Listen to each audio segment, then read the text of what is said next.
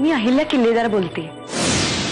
किती वाजताची वेळ दिली होती तुम्हाला आणि आता किती वाजलेत? मॅडम मला माहिती आहे मला खूप उशीर झालाय. मी काही मुद्दाम उशीर नाही केलाय. मी तुला चांगलीच ओळखते. खूप भाऊजीला सगळं सांगितलंच ना. कुठूनही घाण आमच्या घरात आली. ताई, माझं डोकं आता ताळ्यावर नाहीये आणि तुम्ही मला नीट ओळखलेलं सुद्धा नाहीये. त्यामुळे इथून निघा. आता माझेही हात दगडाखाली आहेत ना म्हणून. नाहीतर आपल्या विरोधात जाणाऱ्याला दूर कसं करायचं हे अस्सल राजकारण्यांना चांगलंच कळतं. तुला एक दिवस मी अशी रडवेन ना की. हॅलो मॅडम, ओळखला का? नाही म्हणलं तुमची जरा चौकशी करावी. आता तुम्ही तुमच्या मैत्रिणीला 1 लाख रुपये दिले. हे जर का नरसिंह दादांना जर का कळलं तर काय होईल? माझं आता एक तुमच्याकडे काम आहे. त्यावेळी सांगून तर बघा. आणखी एखादा मुलगा किंवा मुलगी त्यांना कॉलेजमध्ये ऍडमिशन घेऊन द्या, जानकीच्याच वर्गात. जानकी तिथे काय करते, कुठे जाते, कुणाशी बोलते, सगळी इत्थंभूत माहिती आपल्याला इथे मिळाली पाहिजे. त्यावेळी हे म्हणजे जमणार नसेल तर आत्ताच सांगा.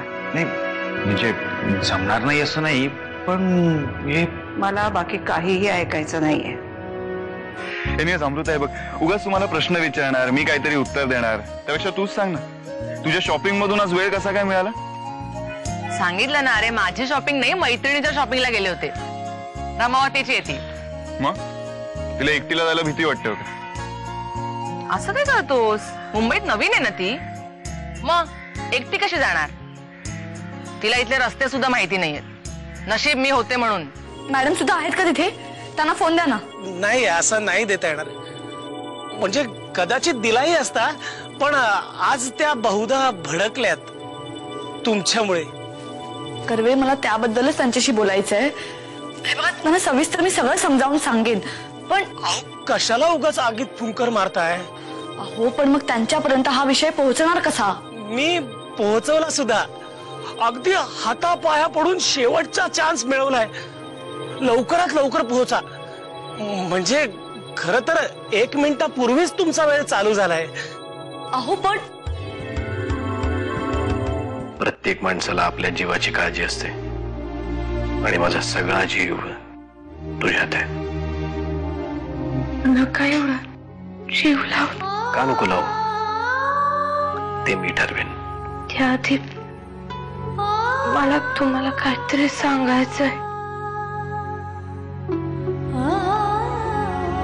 काय सांगायचंय? काय बोलायचं तुला? आत्याबाई बोलल्या का काही? मला तुम्हाला असं सांगायचंय.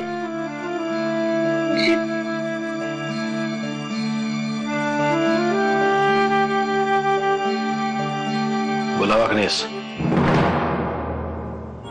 एवढ्या घाईघाईत निघालात तरी कुठे? तुम्हाला काय करायच्यात नसता चौकशा? यापुढे काय घरातून बाहेर पडताना तुमची परवानगी घ्यायची का? शेव, अहो या घराच्या मालकीनबाई आहात तुम्ही. नशीब माझं, एवढं तरी भान आहे आपल्याला. कोण बोलतोय? अहो तुमचा हितचिंतकच बोलतोय. हा नंबर थोडा यागळा आहे. हा आता खास तुमच्या सेवेसाठी रोज नवा नंबर असणार बघा. हा म्हणून तुम्ही आता फोन करायचाच नाही. आम्हीच तुमच्या सेवेत दाखल होणार. हा मी सुद्धा माझा नंबर बदलू शकते. अहो पण लँडलाईन कसं बदलणार? अहो तुमच्या गेटवरच्या सिक्युरिटी पासन ते बेडरूमच्या इंटरकॉम पर्यंत सगळे नंबर आम्हाला माहितीत बघा. हा आता वनिताच्या कल्याणच्या घरचा पत्ता नरसिंहरावांना लँडलाईन वरच द्यावा लागणार नाही का?